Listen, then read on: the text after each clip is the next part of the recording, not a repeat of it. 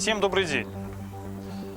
Тема лесных пожаров не уходит из федеральной повестки уже несколько дней.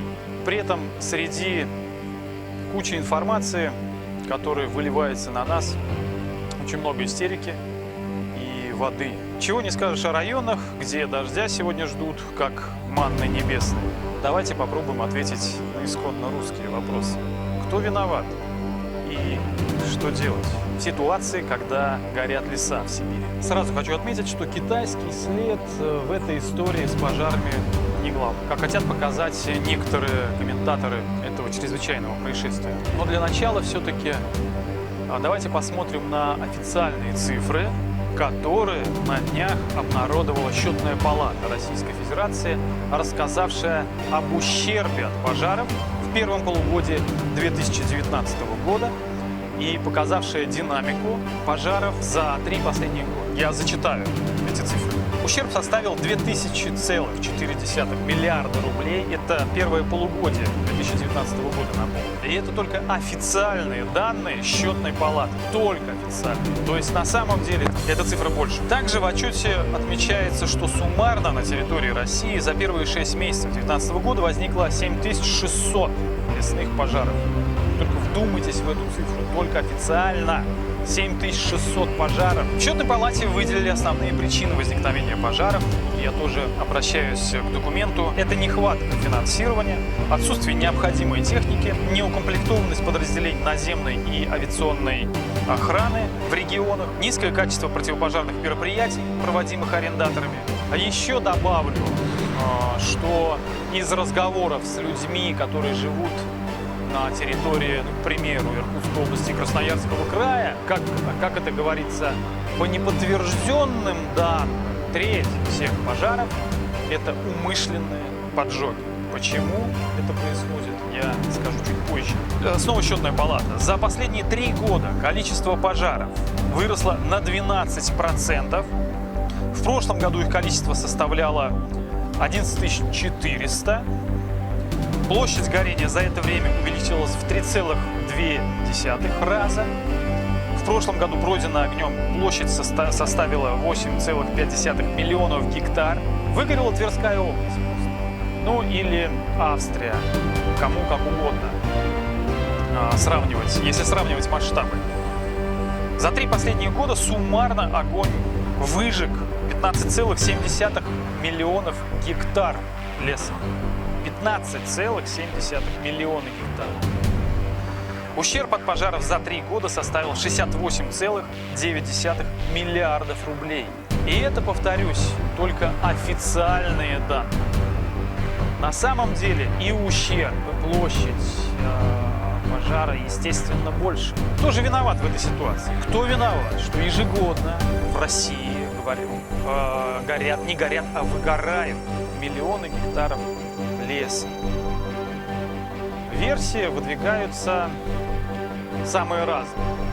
Две из последних, которые мне присылали, это то, что жгут якобы китайцы, которые, кстати, монополизировали рынок заготовки леса в Сибири.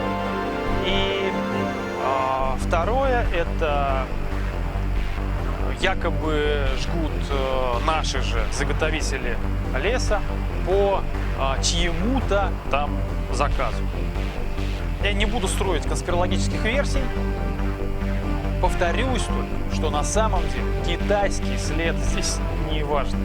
По одной простой причине, что они лес не заготавливают. Они лес закупают.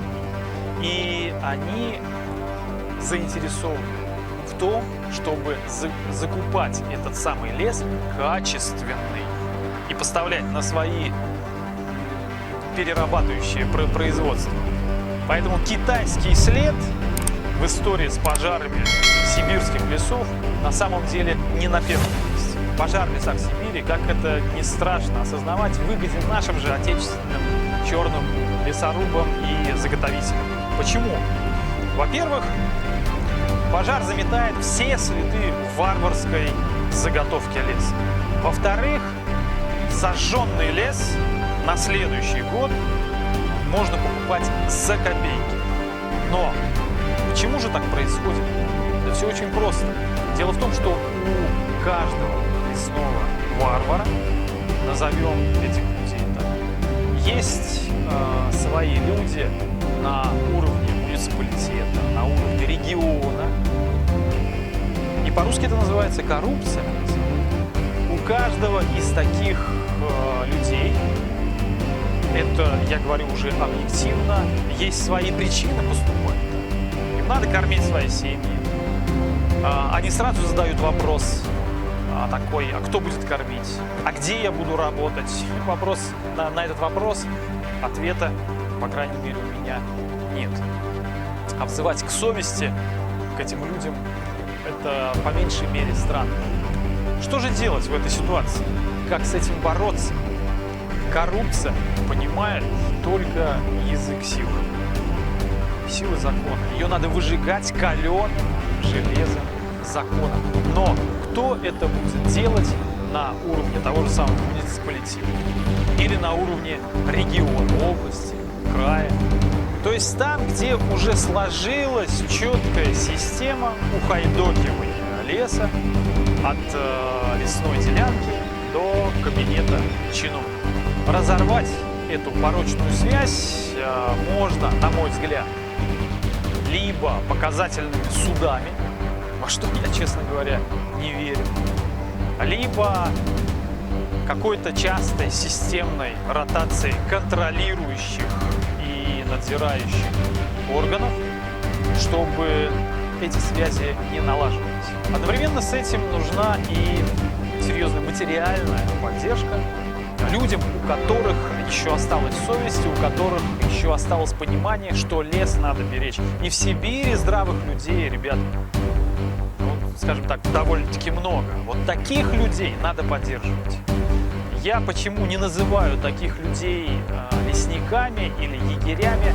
Потому что институт лесничеств с начала 2000-х годов был разрушен. Просто как Карфаген. Взорван, сожжен, так же, как горят сейчас леса.